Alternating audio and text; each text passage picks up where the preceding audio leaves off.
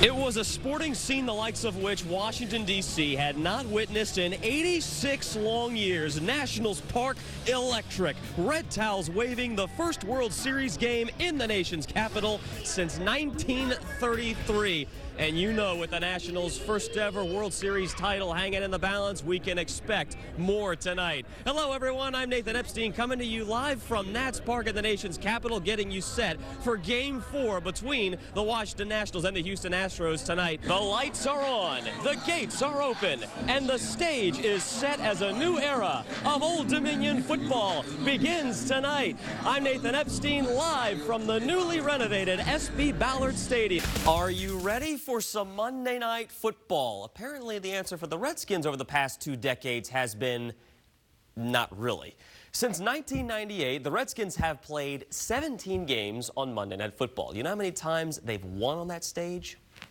Once. Welcome aboard Chopper 10. I'm Nathan Epstein, high above Hampton Roads, and why don't we take a look out of the window and into the future of Old Dominion football. For the first time since 2011, that's back when they played in the Colonial Athletic Association, Old Dominion can finally celebrate being one of 68 teams to hear their names called in the NCAA tournament. The Monarchs have been given a 14 seed. It was a celebration unlike any in Nationals history. The champagne was flowing, there's beers all over the place, there's line dancing going on. The Nationals are National League pennant champions for the first time in franchise history, headed to a World Series. Coming to you from Charlottesville, and yeah, Scott Stadium may seem a little quiet right now, but you can bet the celebration around here is just getting started. They're the best three-point shooting team in the ACC, around 43% from beyond the arc, but I'll give you one guess as to who the top three-point shooting defense is in the ACC. That would be Tony Bennett's Cavaliers. Another UVA guy that a lot of people in Hampton Roads had their eyes on, Ryan Zimmerman. You have seen him since the beginning. We know what he's meant down in Hampton Roads. Can you put in perspective what he's meant to this franchise? Well, if you're a James Madison University fan, then you know who this guy is. Jimmy Moreland. He's the all-time interceptions leader at the school, now trying to make it as a Washington Redskin. So tell me, what's been the biggest challenge jumping from college to the pros? For the first time since Joe Theismann, there's a number 7 in a Redskins uniform. But is Dwayne Haskins, the team's first-round draft pick, the savior of the organization? Well, let's ask a few of the fans and see what they think. 2005. You might say Surry County witnessed a miracle. The Cougar boys basketball team won its first ever state championship. Coach Joe Ellis got to hoist that coveted trophy 2 months before passing away from cancer. 14 years later, both the Surry County boys and girls teams playing on the same floor look to add to his legacy. State championship Saturday. I'm Nathan Epstein in Richmond, inside the Siegel Center, where it seems like the spirit of Coach Ellis is alive and well. You look over my shoulder, you can see blue and gold all over this arena. It seems like all of Surry County showed up, hoping to cheer on both the boys and the girls teams to state championship victories. First, the Surry County boys taking on 26-3 East Side from the west part of Virginia. Early first quarter, Surry County in white. Brandon Drew, the senior, finds the range. 9 points, 14 rebounds in his last game. Early second quarter, Cougars down by 2. Monte Pope from long range, 3 of his 14 points. Game tied 26 all at the half. Back and forth all second half, fourth quarter. Cougars start to pull away. Xavier Brown the lob, Quandrell Palmer the finish. Team high 16 points for Palmer. Next possession, Surry County salts it away. Up ahead, Zamari slayed the slam. Don't worry, he was just fine. Matter of fact, he was flying, as was all of Surry County. After 14 years, it's another Cougar coronation. Look at that Surry County crowd celebrate. And then the moment they'd waited and worked for, the final buzzer. Surry County, Class 1 state champions, 57-48, only their second in program history and their first since Coach Ellis's team. It's been 14 years in the making. How does it feel? Still feels surreal to me right now. It just seemed like a blur, but Well, the question we've been asking all week, could lightning strike twice on this beautiful day in Blacksburg? 28.5-point underdogs. Old Dominion had been preaching all week. They felt they could hang with the Hokies here in Lane Stadium, a place they were shut out 37-0 2 years ago. With Enter Sandman blaring and a near-capacity crowd on its feet, Virginia Tech emerged out of the tunnel not only looking for its first win of the year, but looking to avenge last year's loss to Coach Bobby Wilder's team. Tech led 10-3 with 5 minutes left in the second and delivered the highlight of the game. Ryan Willis lobs to the corner, bobbled and then caught by Hezekiah Grimsley. Touchdown gave Tech a 17-3 halftime lead. Now it's 24-3 in the third quarter and looking like things might get away from the Monarchs until Stone Smart engineers a 10-play, 75-yard drive. Smart soars to the pylon. Touchdown Monarchs. It's 24-10. Next Old Dominion drive. Smart again, standing up.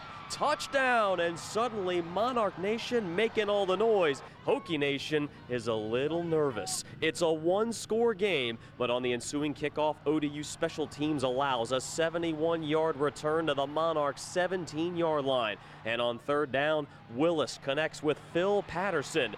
13-yard touchdown toss, and ODU never got any closer. A valiant effort falls 2 scores short. 31-17 the final. As a team, ODU put up just 70 yards total in the first half, but finished the game with 202 rushing yards, while Smart was sacked 5 times. So now Old Dominion gets a bye week before hitting the road again. In 2 weeks, they'll head to Charlottesville to face the ACC Coastal Division favorites, University of Virginia. From Blacksburg, Nathan Epstein for the Sports Wrap.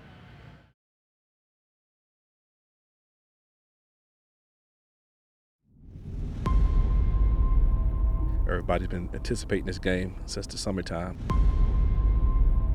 2 undefeated teams. Somebody's got to win and somebody's got to lose. So I think it's up to be a legendary game.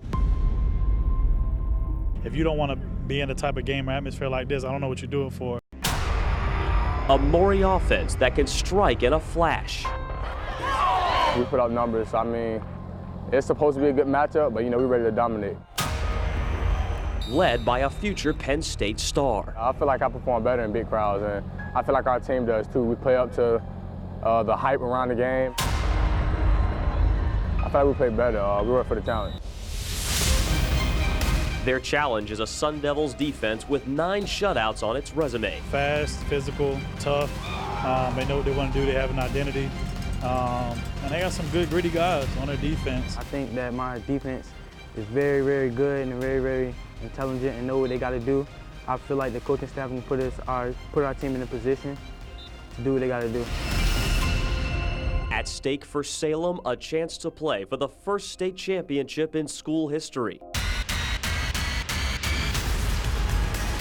It's hard to block out. You just hear it at the grocery stores, you hear it at Walmart, you hear it inside the school, social media. So it's hard to block out. Only thing we can do is do, what Salem does. While the Commodores look to finish after falling short in last year's state semifinal. It won't be anything that my kids aren't used to or haven't seen before, or type of crowd or the type of game that's anticipated. So that's what I'm glad about, is our kids have been in that moment before. I don't take it, I don't pay no mind to the outsiders and what they got to say and do, and I just focus on what my team got to do to win this game. Great weekend, Thanksgiving weekend, and 2 great football teams going to battle out and see who comes out victorious. The high-stakes showdown we've been waiting for is here. For the Sports Wrap, I'm Nathan Epstein. 3 local high school football teams, 3 spots up for grabs in next week's state championship games. I'm Nathan Epstein, and we'll start off in Class 6. Oscar Smith High School in Chesapeake has been on a 12-game tear ever since losing their season opener to then 4-time reigning Class 5 champion Highland Springs. An old foe visiting Tiger Stadium today. Oscar Smith and Colonial Forge. 5th time these two have met in the state semifinals. Oscar Smith won the last 2 by a combined 3 overtimes. First quarter, Tigers trailing 3-0, and there goes Roman Copeland. He's got to be one of the fastest guys in Hampton Roads. 85 yards, you're not catching him. Tigers on top 6-3, extra point no good. Last 3 seconds before the half, Colonial Forge deep in Oscar Smith territory. Eagles picked off by the future Old Dominion Monarch. Malcolm Britt with the pick and the swag chain to go with it. Third quarter, Tigers trail 10-6. Ethan Vasco with a toss to Copeland. Look at him show off the arm. Teron Richardson, touchdown. Again, extra point no good. So Oscar Smith briefly takes a 12-10 lead. Fourth quarter, 5.5 minutes to go. Tigers down 18-16, 4th down and 8. This could have been for the game. Vasco escapes and finds Amani Jones.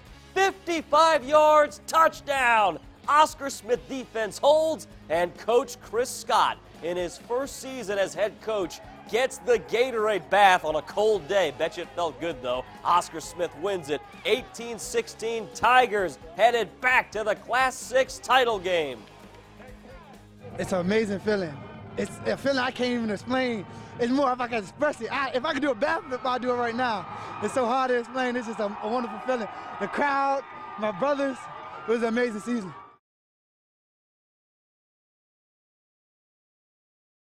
It has been an all-star weekend on the peninsula. I'm Nathan Epstein. As head coach of the Pittsburgh Steelers, Mike Tomlin has won a Super Bowl and coached in another. He's one of the most successful head men in the league, but always remembers where home is. A graduate of Denby High School and the College of William & Mary, Tomlin was back in Hampton last night for the Hampton Roads Youth Foundation's All-Star Weekend. He makes a point to come back every single year. Why? Well, let's hear what he told our own Bruce Rader last night. People have poured into us, our mentors, pillars of our community, guys like Coach Raymond and others. Now, last night, the foundation hosted a Vegas night at the Hampton Roads Convention Center. Money proceeds went on to the foundation. Meanwhile, at Hampton University this morning, a number of our local NFL names showed why the foundation's All-Star Camp has been a mainstay in the area for 23 years. 23 is a long time, and to sustain something that's benefiting the community for 23 years is not an easy thing. Right. When local businessmen Vernon Lee and Carl Francis first started this All-Star Camp more than 2 decades ago, they had one goal: to give kids from this area, the 757 area, a chance to meet their superheroes, their stars on Sundays. 23 years later, their foundation and the camp have helped tens of thousands of high school athletes. I think it's another year of just things coming together for the right reasons. Just some of the names on hand: Chesapeake's own Deep Creek High, Virginia Tech alum, and former Redskins defensive back D'Angelo Hall. You know, anytime I can come out and give back, I always try to do that, because these kids need to know that it was a guy who was in your same situation, from your same neighborhood, from your same city, from your same Boys and Girls Club or youth football league or basketball league or church group that made it out, and so you can do it too.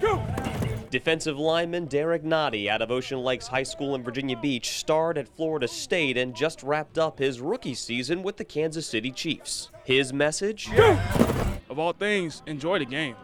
Really enjoy the game, because in high school, high school in general, it's probably the best time to play football. Mike Tyson out of Lake Taylor High School, now with the Green Bay Packers, is heading into his 3rd NFL season and is a prime example of success on and off the field. Now, I actually have my camp next weekend, giving back to the youth back at Lake Taylor. So now it's my turn to give back and teach the youngins and show them the routes and the way, and let them know that it is a way out, and you can make it. Great cause, and you never know who out of that group might be the next star. Meanwhile, Serena Williams denied a record-tying 24th Grand Slam title as 27-year-old Simona Halep, who eliminated Coco Gauff in the round of 16, won her first career Wimbledon championship and did it pretty much in the blink of an eye. 56 minutes, that's all it took. Halep committed only 3 unforced errors and dominated Serena in straight sets, 6-2, 6-2. Serena said after the match that Halep played out of her mind, while Halep said she played the match of her life. It was just her 2nd Grand Slam title. She won the French Open back in 2008.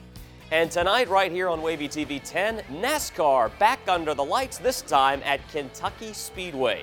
Daniel Suarez from Team Stewart-Haas won just his 2nd career pole yesterday and will start ahead of Eric Almirola, Brad Keselowski, who has 3 wins this year, Kurt Busch, and Kevin Harvick. Race time set for 7:30, and the best news, for the first time in 3 weeks, there is no rain in the forecast. We are all clear in Kentucky. Enjoy the race, and we'll see you at 10:45 for the Fox 43 Sport Track. They're telling me I'm out of time, so I'm out.